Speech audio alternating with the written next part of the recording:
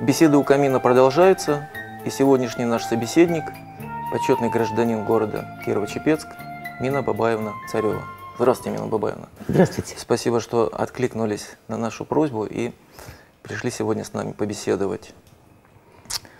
Вы, помимо того, что удостоены звания почетный гражданин нашего города, являетесь также учителем высшей категории, изобретателем Советского Союза, шестикратным лауреатом Соросовской премии и депутатом городской думы 3 созывов, аж 2 веков, 20 и 21 века. А вот в связи с этим у меня вопрос. Какое из перечисленных достижений вам ближе и дороже? Ближе и дороже. Я мать 3 детей. Я считаю, для женщины это самое ценное — состояться как мать, воспитать достойных детей, вырастить их. Это громадный труд.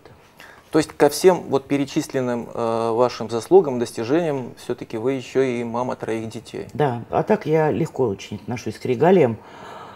Бронзу не заказываю. Достойный ответ. Примечательно, что вы родились в один день с датой основания нашего города. Да, я обращала внимание. Разница несколько лет, но в один день. Какую роль город сыграл в вашей судьбе и чем Кирово-Чепецк дорог вам? Ну, когда мы приехали в Кирово-Чепецк по распределению с мужем после института, я 3 месяца вещи не разбирала даже. Я не верила, что я буду жить в такой деревне, потому что я выросла в Баку, в Москве, и вот этот маленький город, меня это шокировало, конечно.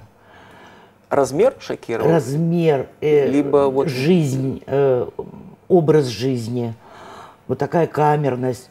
И Москва, и Баку — это громадные города, там ты идешь, тебя никто не знает, ты никого не знаешь. Здесь все знают друг друга. Я приехала в город, где было 50 тысяч человек примерно. И все были на виду друг у друга. Каждый новый человек это бросался в глаза, на него обращали внимание, обрастал слухами, домыслами там и так далее. Вот к этому я не привыкла, конечно. И со временем я полюбила этот город из-за людей. Потому что большие города, они выхолащивают такие искренние чувства. Маленькие города – это город открытых людей, очень добросердечных, очень расположенных друг к другу, переживающих друг за друга. Напоминает чем-то семью. Ну, напоминал, по крайней мере. Хорошее сравнение с семьей. Да, да. И поэтому он теплый, он свой. И где бы я ни была в мире после этого, куда бы ни летала, не улетала, по делам, к родственникам и так далее, я рвусь в свой город. Это мой город.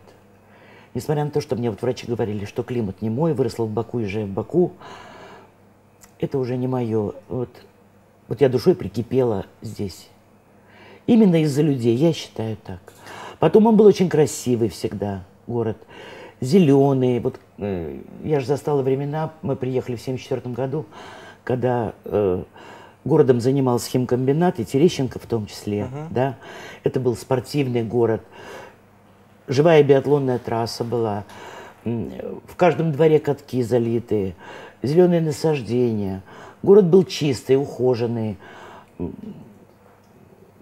Как-то он развивался красиво. Ленинградские проектировщики строили нам город практически, да. Это было красиво. И вот друзья, когда приезжали, они всегда удивлялись, что такой маленький город, а такой красивый, и не пахнет химкомбинатом. Вот это все отмечали, потому что мы заканчивали Менделеевку, и у нас многие друзья работали в химии, ну, в частности, в Воскресенске, например, в Россоши и так далее, в Новомосковске. И они, когда приезжали к нам, они говорили, разительно отличается. Потому что в тех городах запах химии очень сильно чувствовался. У нас нет. Занимались хорошо занимались. Экологией, очистными сооружениями, выбросы контролировались. Ну, я не скажу, что это все было, знаете, прям вот... Но все-таки старались. А если посмотреть Думу прошлого созыва, когда там были заводские, вспомните наши газовки, ну на кого только не валили, но честнее ведь сознаться, что да, была газовка, и честнее, когда газовка, допустим, предупредить население, чтобы никто не пострадал, а не стоять за честь мундира, там, трястись и держаться, чтобы тебя не наказали. Ну, вы же помните всю эту ситуацию. Да, раз уж вы затронули нашу совместную работу в Думе третьего созыва, то, находясь в одном коллективе с вами, я был в свое время приятно удивлен. Приятно удивлен сочетанием у вас таких качеств, как восточная властность и мудрость, кавказская эмоциональность и русская вот эта открытость и простота. И когда готовился к сегодняшней беседе, я, возможно, для себя нашел ответ, откуда это. Вы родились в Узбекистане, Да. учились в Азербайджане, ну, и Школу заканчивал в Азербайджане, и а много институт в лет Москве. живете сейчас уже в России. Да, конечно. Учитывая, что в нашем обществе не очень жалуют людей умных, активных, Кавказская национальность. открытых. Вот у меня вопрос, как живется вам с таким внутренним восточно-кавказско-славянским коктейлем? Ну, я родилась от брака людей разных национальностей. И родители привили с детства понимание того, что самое последнее, о чем надо говорить, это национальность. У человека есть другие качества: достоинство, честность, порядочность, ум, воспитание. Ну, конечно, если речь заходит о национальности, надо соблюдать, ну, скажем так, национальные интересы людей, не обижать их, не оскорблять, если у них это принято в культуре, и они так воспитаны. А в принципе, вот такие смешанные браки, они дают то, что называется космополиты, да? Да. Вот, и поэтому я не могу сказать, что одна национальность хуже, другая лучше. Есть человек. Я-то как раз не хотел делать акцент на национальности. Да. Я лишь обозначил природу вот тех качеств, которыми, на мой взгляд, вы обладаете. Это Ну, это мудрость, эмоциональность, я открытость. считаю, это от И учитывая, семьи что идет. в обществе вот не очень жалуют людей с таким набором качеств, и можно предположить, что этим людям нелегко Я поняла ваш вопрос. Вы знаете, для меня гораздо и сложнее. некомфортно находиться в обществе. Ну вот ради как вы- комфорта я не буду прогибаться. Я не буду подстраиваться. И я понимаю, что можно более выгодную для себя позицию занять, если где-то вовремя лизнуть, скажем так. Да? Вот этого я не могу и не умею. Я перестану себя уважать, я должна жить в ладу с самой собой, чтобы было не стыдно ни перед своими детьми, ни перед теми детьми, которых я учила, и которые мне верят, и по сей день, которые мне верят, и не теряют со мной связи, хотя прошло очень много лет. Бывших учеников не бывает, они все мои, и я за каждого переживаю, с кем мне пришлось в жизни столкнуться и дать путевку в жизнь, или как-то помочь и направить. Они все у меня в памяти, и каждый мне дорог.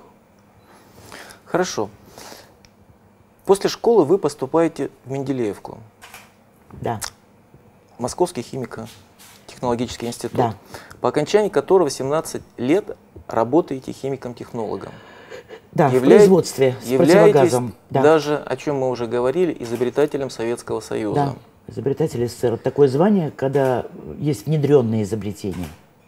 Как и почему получилось, что пройдя вот такой солидный путь инженера-химика, вы решили кардинально изменить свою профессиональную судьбу и стать педагогом? Ну, начать надо с того, что когда я поступала в Менделеевку, я поступала в 2 института. Я поступала в МГУ на Мехмат и поступала в Менделеевку. И все-таки я пошла в Менделеевку, потому что, когда ходила в школу, у нас на ресторане «Апшерон» в Баку висел такой большой лозунг: «Коммунизм есть советская власть, плюс электрификация, плюс химизация». Я так считала, лампочки горят, все путем. Значит, советская власть есть, надо помочь в химии. И поэтому я, конечно, ну, математика – это моя, скажем так, любовь, которая не кончается. И я пошла в химию из чувства долга. Я проработала 17 лет, честно, я не отсиживалась по кабинетам, я работала в производстве.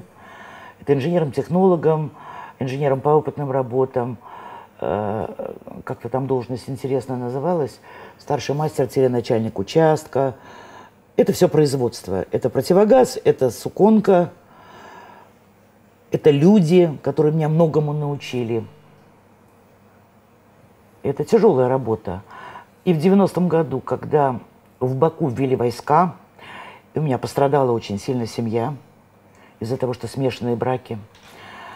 И они уехали все как политические беженцы в США, потому что Россия, к сожалению, не могла предложить им ничего. У меня брат приезжал сюда, пытался как-то вписаться, объединиться, ну, с моей семьей.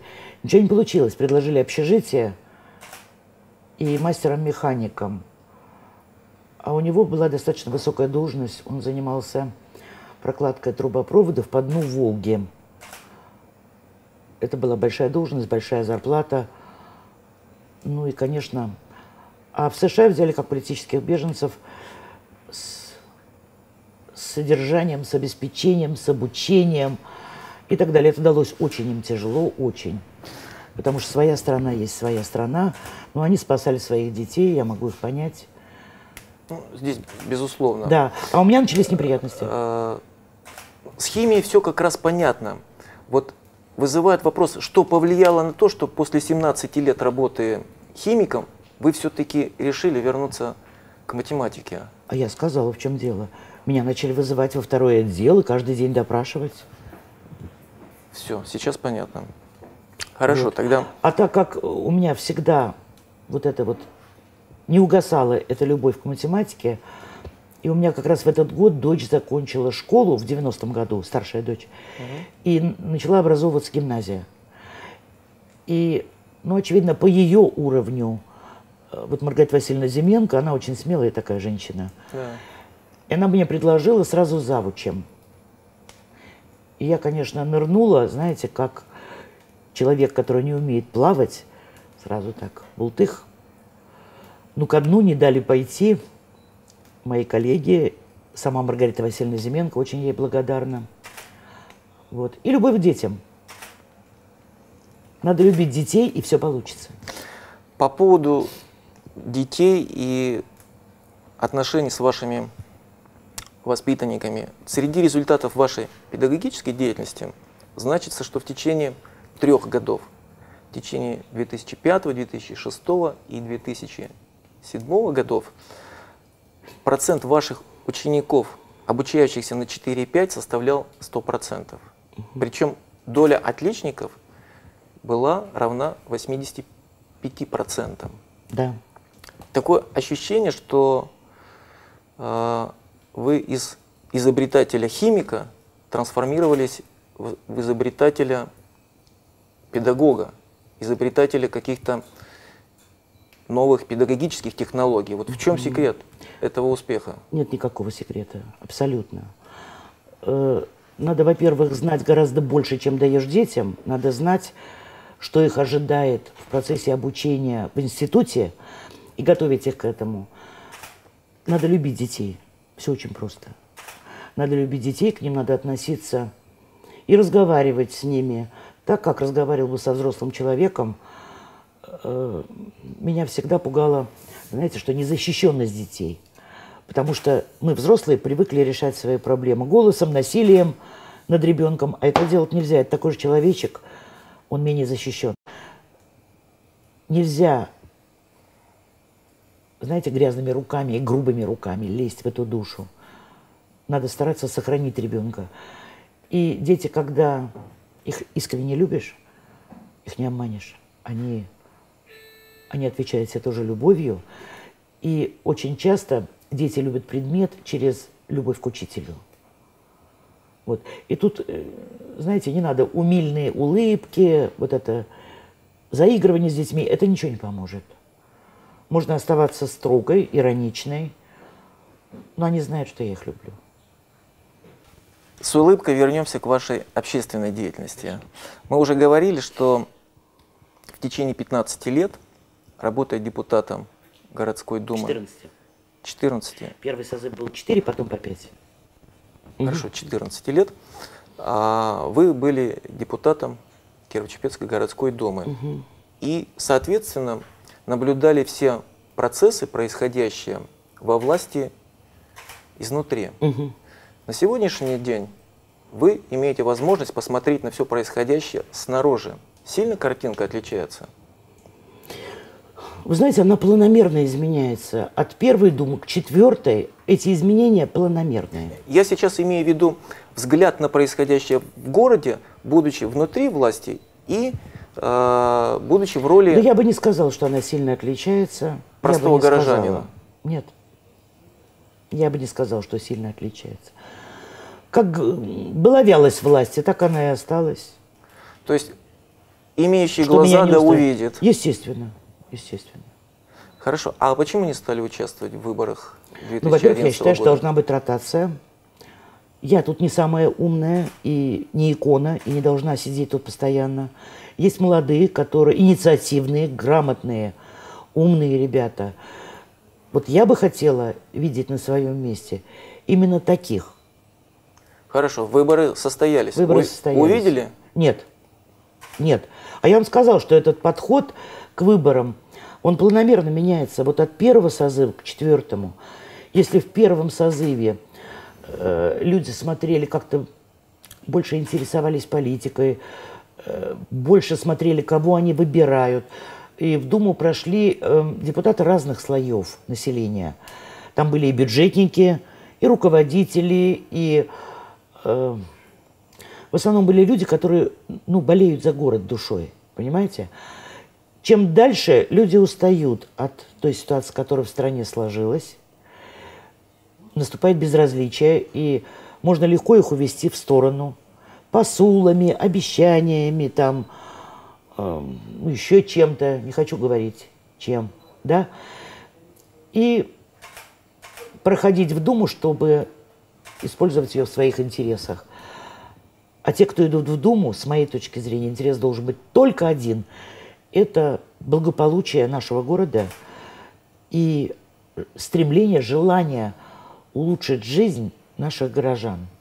К этому мы еще подойдем. Да. Вы почетный гражданин нашего города, а стало быть, являетесь и лидером, и экспертом общественного мнения. Вот, учитывая вашу педагогическую деятельность, какую бы оценку по пятибалльной шкале вы бы поставили работе администрации города и работе сегодняшней Думы? А -2 есть такая оценка? Отвратительно, я считаю. Мне не нравится. Мне не нравится вялость исполнительной власти. Не нравится. Вот возьмите, к примеру, далеко ходить не будем, да? Возьмите этот несчастный мост, построили, да? Если бы эти деньги шли из кармана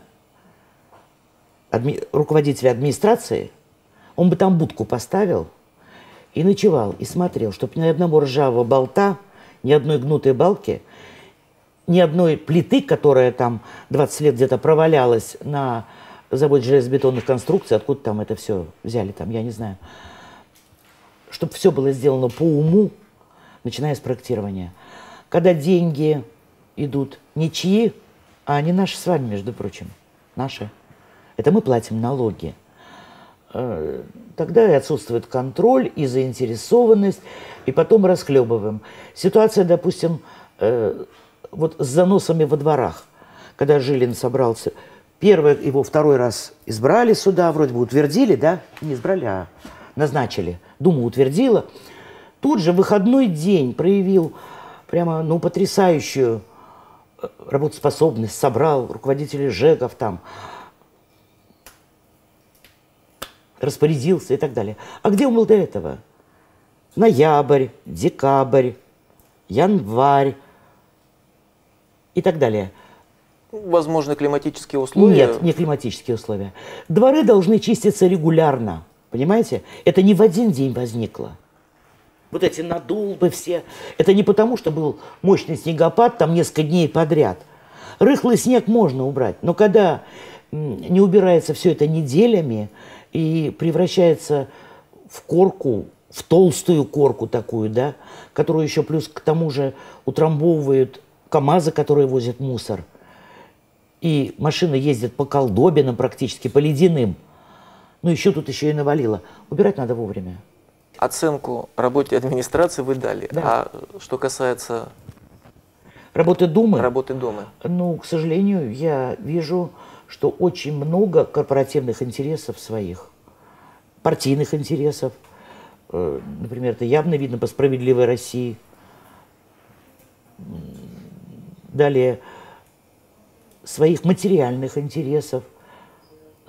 Допустим, ремонт дороги до Абсолюта. Ну, я читала интервью Федянина, что мы платим в бюджет, пусть нам поэтому... Извините, вы не такие деньги платите в бюджет, чтобы вам такую дорогу делали. Это, во-первых. Во-вторых, ну можно же оставаться людьми и помочь городу, и часть своей прибыли направить именно на этот участок дороги, допустим, отремонтировать своими силами. После избрания Думы 4-го созыва вы обратились к своим последователям в открытом письме. Да. Я процитирую ваше обращение, часть вашего обращения. «Я обращаюсь к вам, депутаты 4-го созыва. Учтите наши недоработки, наш опыт и не принимайте необдуманных решений под давлением заинтересованных лиц и партийных лидеров». Это вот то, о чем вы сказали, видимо, да. Сейчас. Если вы пришли в Думу работать на благо города, то партия у вас одна – горожане, цель одна – процветание города, а не удовлетворение чьих-то политических амбиций. Я не отказываюсь ни от одного слова. Услышали вас депутаты Думы 4-го созыва? Ну, смотря кто. Я не могу сказать, что депутаты – это какая-то масса.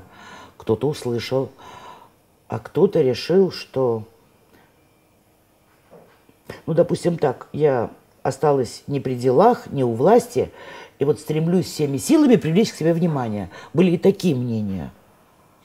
А у меня никаких задних мыслей не было, кроме как помочь новому составу. Все-таки, скажем так, как сокал этого думского движения, да, помочь людям передать свой опыт, свое понимание, чтобы жизнь стала лучше, чтобы они не допускали ошибок тех, которые были в предыдущих созывах. А у нас есть одна традиция: в завершении каждой беседы мы задаем блиц-вопрос. Не возражаете? Нет. Хорошо. Ваше любимое занятие? Чтение. Ваша главная черта? Прямолинейность. Ваша формула счастья? Счастье. Нет формулы счастья. Нет. Это дети, это люди, это друзья, которые не предают, и которые у меня уже, извините, почти полвека. Я не меняю друзей. Качество, которое вы больше всего цените в мужчинах? В мужчинах. Порядочность. Ваш жизненный девиз? У меня нет девизов. Надо оставаться самой собой. И, знаете, я не скажу, что я воцеркленный человек, но вот те заповеди, которые есть, их надо соблюдать. Они выстраданы, скажем так, многими поколениями людей. Не завидовать, не воровать, доброжелательно относиться ко всем и так далее.